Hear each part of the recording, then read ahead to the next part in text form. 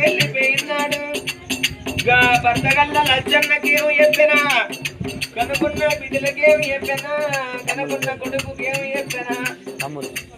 నువ్వు అమరు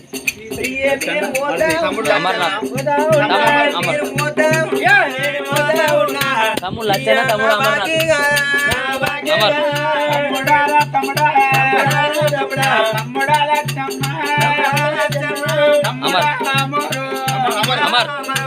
తమ్ముడా అమరు తమ్ముడా